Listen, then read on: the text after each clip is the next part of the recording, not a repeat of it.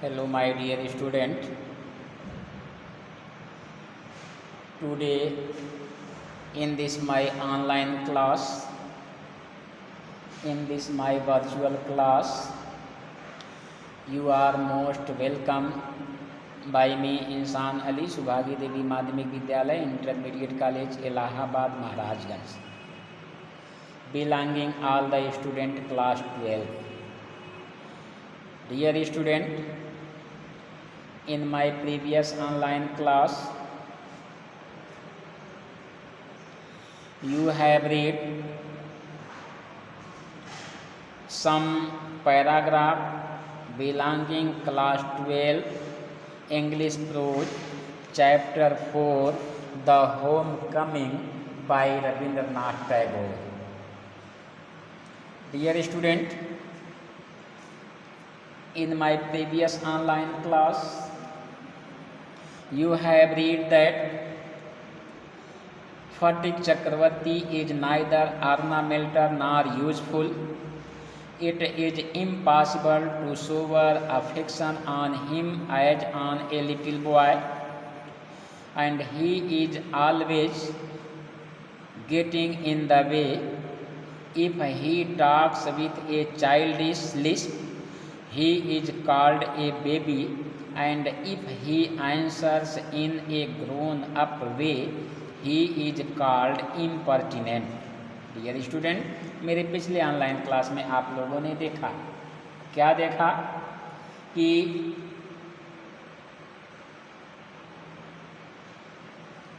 जब फटिक चक्रवर्ती के मामा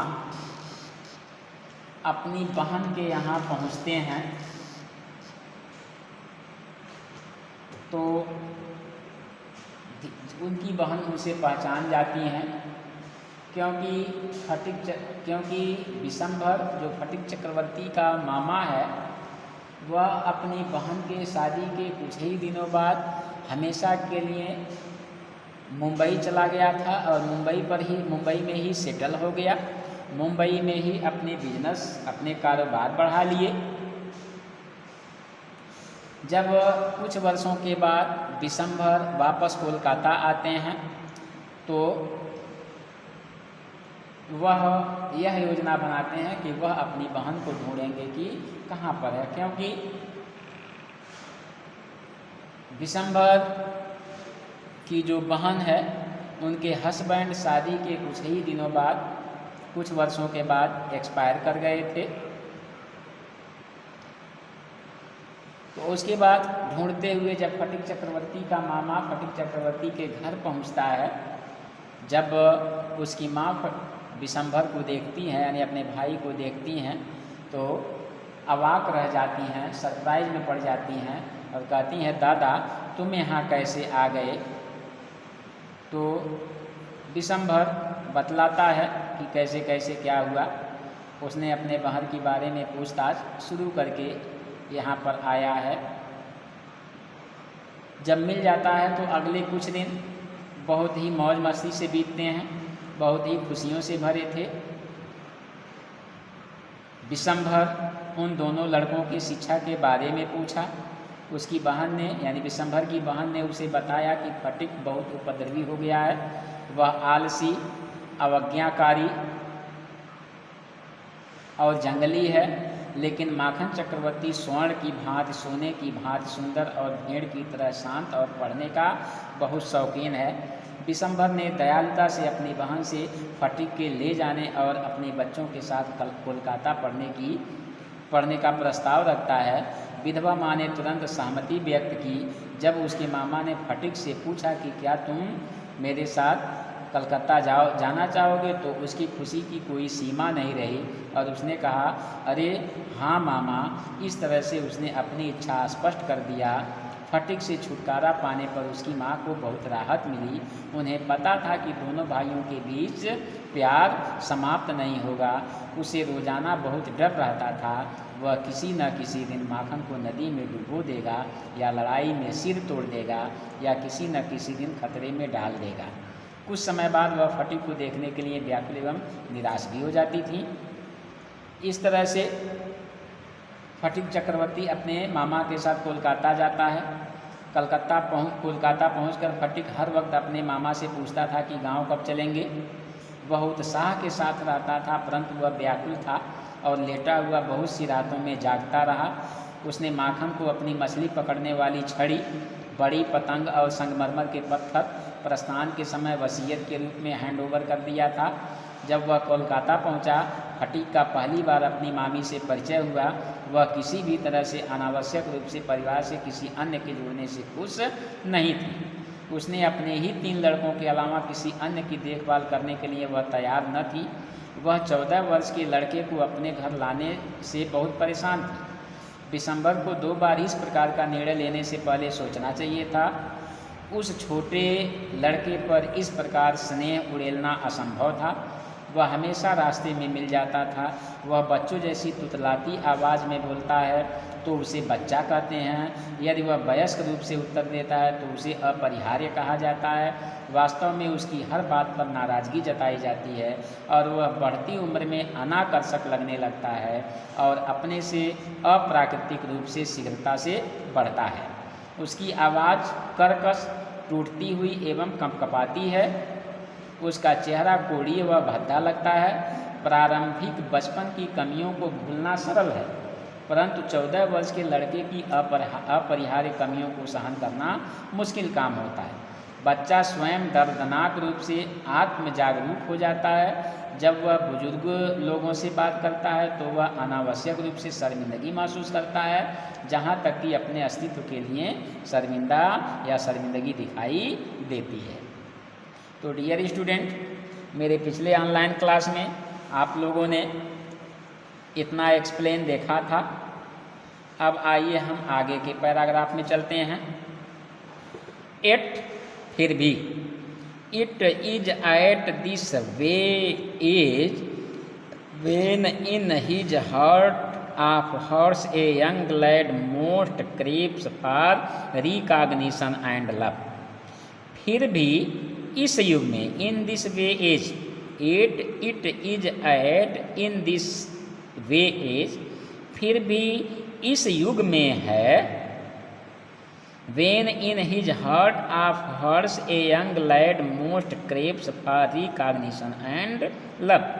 जब हृदय में एक युवा लड़का सबसे अधिक पहचान और प्रेम की लालसा रखता है, and he becomes the devoted slave of anyone, और वह उस व्यक्ति का समर्पित दास बन जाता है, who shows him consideration, जो उसका ध्यान देता है। but none dare openly love him for that, लेकिन किसी ने भी खुले रूप से उसे प्यार करने की हिम्मत नहीं की। For that would be regarded as undue indulgence and therefore bad for the boy। क्यों? क्योंकि वह लड़के के लिए अच्छा नहीं होगा और इसलिए जब लोग उसे डांटते फटकारते हैं तो वह अपने मालिक के खोए हुए आवारा कुत्ते की तरह हो जाता है। देखिए, but none dare openly love him, लेकिन कोई भी उसे खुले रूप से प्रेम करने की हिम्मत नहीं की। That would be regarded as undue indulgence and therefore bad for the boy, और यह लड़के के लिए बुरी बात थी। So what with scolding and chiding he becomes very much like a stray dog that has lost his master. क्योंकि वह लड़के के लिए अच्छा नहीं होगा और इसलिए जब लोग उसे डांटते फटकारते हैं। देखिए, सो what with scolding and chiding, इसलिए जब कोई भी उसे डांटता फटकारता है, ही becomes very much like a stray dog that has lost his master, तो वह अपने मालिक के खोए हुए आवारा कुत्ते की तरह हो जाता है।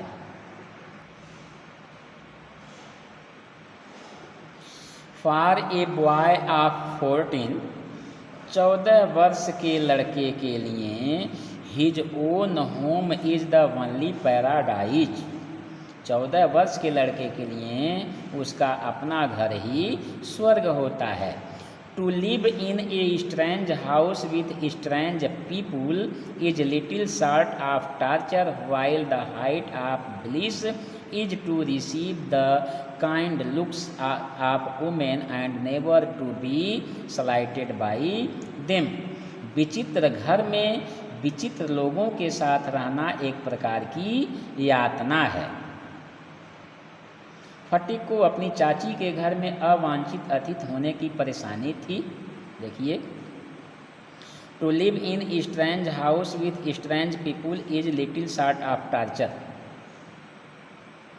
एक 14 वर्ष के लड़के के लिए उसका अपना घर ही स्वर्ग होता है। विचित्र घर में, to live in a strange house with strange people, एक अजनबी घर में अजनबी लोगों के साथ रहना एक प्रकार की यातना है। देखिए, to live in a strange house with strange people, अजनबी घर में अजनबी लोगों के साथ रहना is little short of torture, Phatik के लिए एक यातना भरा था। While the height of bliss is to receive the kind looks of women, जबकि वह महिलाओं से प्रेम की आशा रखता था। And never be slighted by them, और उनसे कभी भी अपमान होने की आशा नहीं रखता था।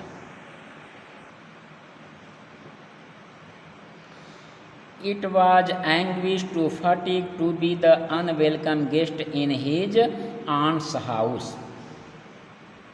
फटीक को अपनी मामी के घर पर अवांछित अतिथि होने की परेशानी थी। Despised by this elderly women and slighted on every occasion, इस बुजुर्ग महिला ने तिरस्कार किया और हर अवसर पर उसे अपमानित किया। If she ever asked him to do anything for her, जब वह यानी उसकी मामी उसे कोई भी कार्य करने को कहती, he would be so overjoyed that, तो वह इतना ज़्यादा खुश हो जाता था कि he would overdo, कि वह बहुत ज़्यादा कर बैठता था।